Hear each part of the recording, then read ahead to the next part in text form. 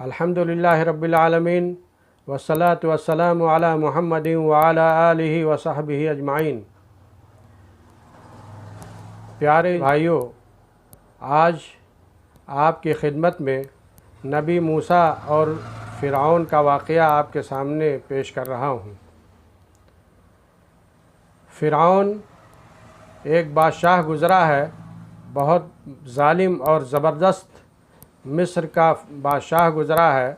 वैसे तो फ़िरऔन के नाम से बहुत सारे बादशाह गुज़रे हैं, लेकिन जो बादशाह मूसा अलैहिस्सलाम के ज़माने में था और जिसका वाक़या मशहूर है दरिया में डूबने का, वो फ़िरऔन के नाम से ही मशहूर हुआ। वाक़या ये है कि फ़िरऔन अपने को अल्लाह कहता था और अपनी इबादत करवाता था, और वहाँ की कौम को उसने गिरोह गिरोह में तक़सीम करके रखा हुआ था। उसमें से एक जमात बनु इसराइल के नाम से जानी जाती थी। बनु इसराइल जो इब्राहीम अलैहिस्सलाम बहुत बुज़ुर्ग पैगंबर गुज़रे हैं, उनके बेटे इसहाक़ अलैहिस्सलाम और इसहाक़ अलैहिस्सलाम के बेटे याक़ूब अलैहिस्सलाम, यानी इब्राहीम अलैहिस्सलाम के पोते याक़ूब अलैहिस्सलाम, उनका दूसरा नाम इसराइल था। तो बनु इसराइल यानी इसराइल के बेटे यानी याक़ूब के बेटे, तो वही बनु इसराइल हैं जो आज फ़िलिस्तीन में मौजूद हैं और जिनकी लड़ाइयाँ मुसलमानों से जारी हैं। तो बनु इसराइल वो कौम है जिसके अंदर मूसा अलैहिस्सलाम पैदा हुए। फ़िरऔन जो अपनी इबादत करवाता था और अपने को अल्लाह कहता था, कुछ नजूमियों ने ये बताया कि बनु इसराइल के अंदर एक बच्चा पैदा होगा जिससे तुम्हारी हुकूमत चली जाएगी। और बाज़ किताबों में है कि ये खुशखबरी इब्राहीम अलैहिस्सलाम से चली आ रही थी कि मेरी नस्ल में एक बच्चा पैदा होगा जिसके ज़रिए से मिस्र की हुकूमत चली जाएगी। बहरहाल जब बनु इसराइल से इस बात को क़िब्ती जो फ़िरऔन के लोग थे, उन क़िब्तियों ने जब फ़िरऔन को ये बताया कि ऐसा ऐसा वाक़या है, बनु इसराइल में एक बच्चा पैदा होने वाला है जिससे तुम्हारी हुकूमत चली जाएगी, तो फ़िरऔन ने ये उपाय अपनाया, ये तरीक़ा अपनाया कि उस बच्चे को कत्ल करवा दें, और बच्चा जब रहेगा ही नहीं तो हुकूमत कैसे जाएगी। बहरहाल उसने बनु इसराइल के बच्चों को कत्ल करवाना शुरू कर दिया। लड़कियों को ज़िंदा छोड़ देता था और लड़कों को कत्ल करवा देता था। मामला यहाँ तक पहुँचा कि फ़िरऔन की जो कौम थी उसको ये डर लाहिक हुआ कि कहीं ऐसा ना हो कि ये बनु इसराइल की नस्ल ही ख़त्म हो जाए, तो ये जो घटिया काम बनु इसराइल कर रहे हैं वो हमको करना पड़ जाए। तो उन्होंने इस बात का अंदेशा और ख़ौफ फ़िरऔन के सामने पेश किया। तो फ़िरऔन ने ये हुक्म जारी किया कि 1 साल बच्चों को कत्ल किया जाए और दूसरे साल बच्चों को ज़िंदा छोड़ दिया जाए। तो मूसा अलैहिस्सलाम जब नबी बनाए गए, फ़िरऔन को सुधारने के लिए, फ़िरऔन को समझाने के लिए मूसा अलैहिस्सलाम के साथ उनके भाई हारून भी नबी बनाए गए, मूसा अलैहिस्सलाम के दरख्वास्त की बिना पर। जिस साल बच्चों को छोड़ दिया गया था उस साल हारून अलैहिस्सलाम की पैदाइश हुई, और जिस साल बच्चों को कत्ल कर दिया जाता था उन सालों में से मूसा अलैहिस्सलाम की पैदाइश हुई। जब मूसा अलैहिस्सलाम अपनी माँ के पेट में हुए तो अल्लाह ताला ने दिल में वही की बात डाली कि जब ये बच्चा पैदा हो जाए तो उसकी परवरिश करना, और जब तुम्हें डर लगे, खौफ लगे, तो इस बच्चे को दरिया में डाल देना। हुआ ये कि फ़िरऔन के आदमी मूसा अलैहिस्सलाम की माँ के बारे में पता नहीं लगा पाए और पैदाइश हो गई, और उसके बाद बच्चे को परवरिश करने लगी। उसके बाद जब उन्हें डर लगा कि अब ये मामला खुल जाएगा, तो उन्होंने बच्चे को संदूक में रखकर दरिया के हवाले कर दिया और अपनी बेटी से कहा कि इसको दूर से देखती रहना कि ये संदूक कहाँ जाता है।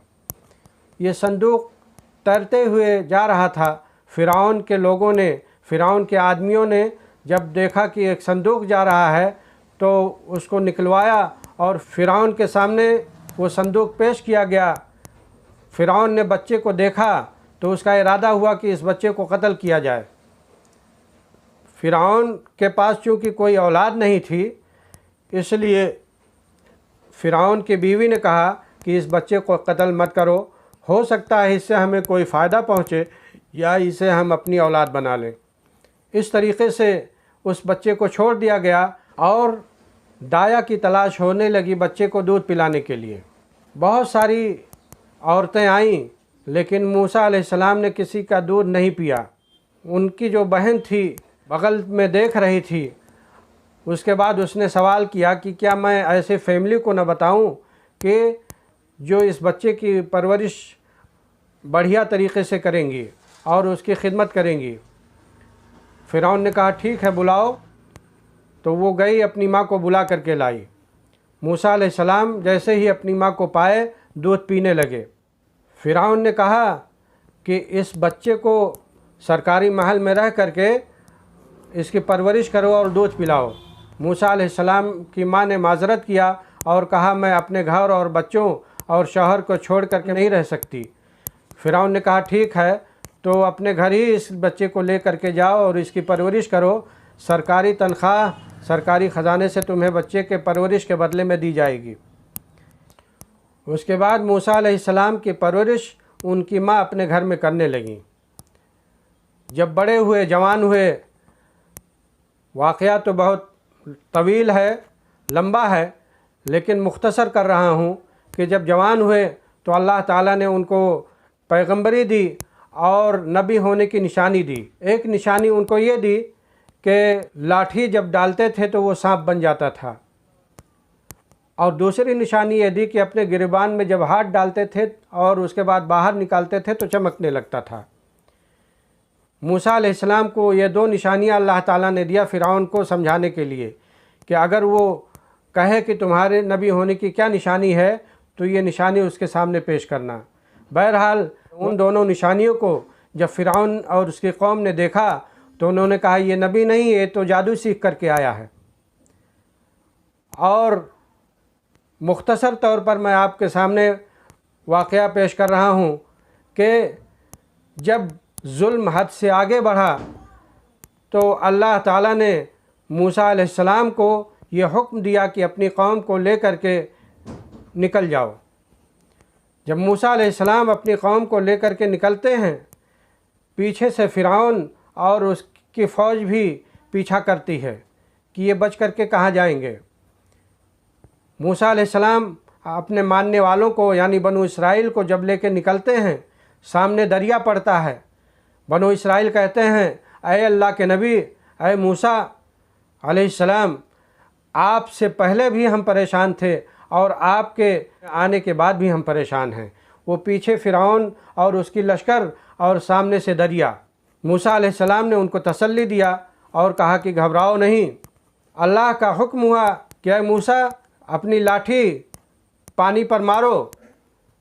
जब मूसा अलैहिस्सलाम ने लाठी को पानी पर मारा तो पानी फट करके दोनों तरफ खड़ा हो गया और रास्ता बन गया। मूसा अलैहिस्सलाम और बनु इसराइल उस रास्ते को पार कर लिए। फ़िरौन ने देखा ये तो अच्छा मौका है, रास्ता बना हुआ है, हम भी रास्ता पार कर लेते हैं। उस बेवकूफ़ को ये नहीं समझ में आया कि ये पानी आखिर खड़ा है तो क्यों खड़ा है। बहरहाल उसका आखिरी वक्त था जब फ़िरौन अपनी फ़ौज और लश्कर के साथ पानी में घुस जाता है। रास्ता जो बना हुआ है, रास्ता पार करने के लिए मूसा अलैहिस्सलाम और बनु इसराइल तो रास्ता पार कर लेते हैं, लेकिन जब फ़िरौन घुसता है तो अल्लाह ताला ने पानी को हुक्म दे दिया और पानी मिल गया और फ़िरौन डूबने लगा। जब डूबने लगा तब उसने कहा ला इलाहा इल्लल्लज़ी आमनत बिही बनु इसराइल, वही अल्लाह है जिस पर बनु इसराइल ईमान लाए हैं। यानी अब उसको खुद का अल्लाह होना, खुद का भगवान या खुद को ईश्वर होना, खुदा होना ये भूल गया। अब समझ में आया कि हाँ, इस दुनिया का कोई मालिक है जो हकीकी मालिक है और मैं झूठे खुदाई का दावा कर रहा था।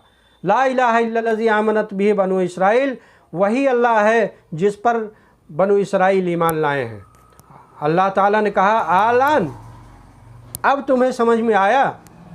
ऐ फ़िरऔन, आज मैं तुम्हारे बदन को समुंदर से बचा दूंगा और तुम दुनिया के लिए नसीहत बन जाओगे।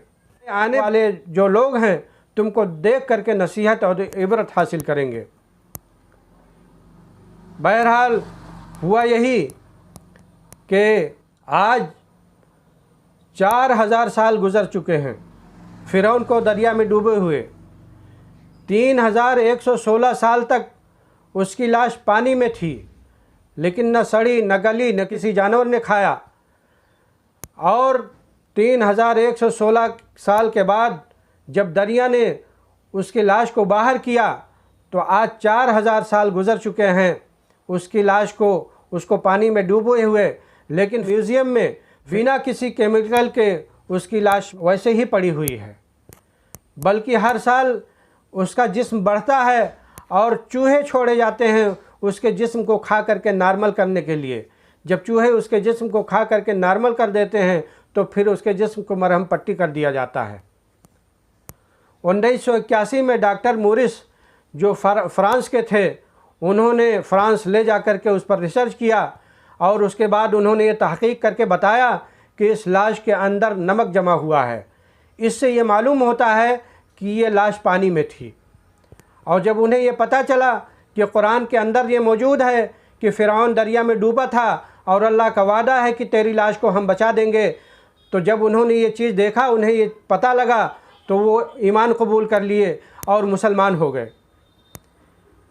मेरे भाइयों और दोस्तों, मैं आपके सामने ये वाक़या क्यों पेश किया हूँ? इसमें हमारे लिए इबरत है।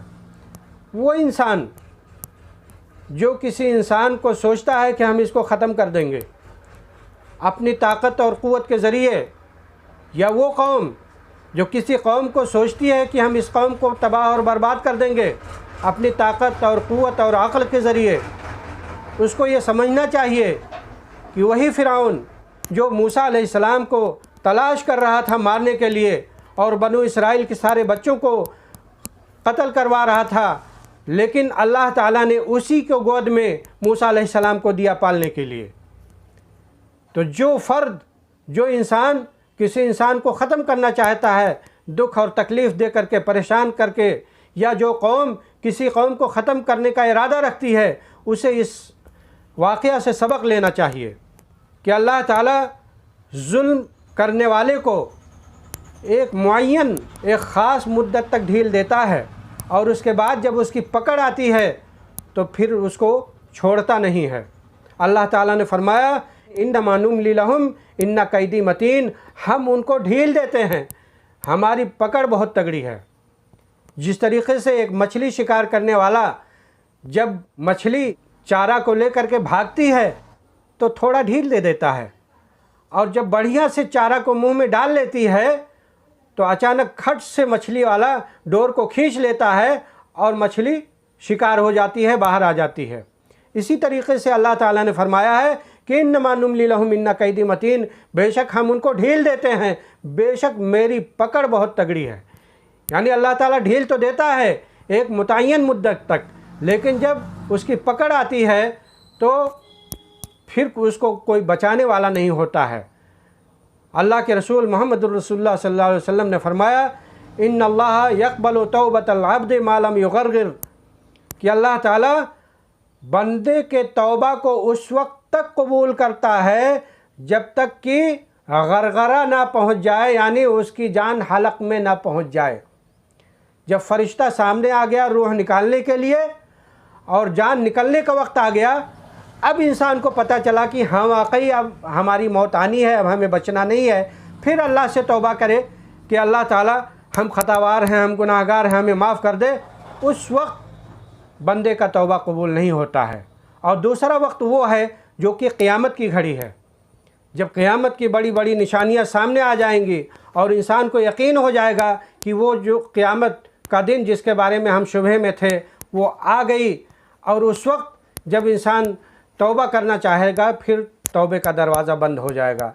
इसलिए मेरे भाई और दोस्तों, इंसान को हमेशा अल्लाह के दरबार में तौबा करते रहना चाहिए और माफ़ी मांगते रहना चाहिए। अल्लाह ताला हमें फ़िरऔन और मूसा अलैहिस्सलाम के इस वाक़या से सबक हासिल करने की तौफ़ीक़ दे। व आखिर दावाना अनिल हम्दुलिल्लाहि रब्बिल आलमीन।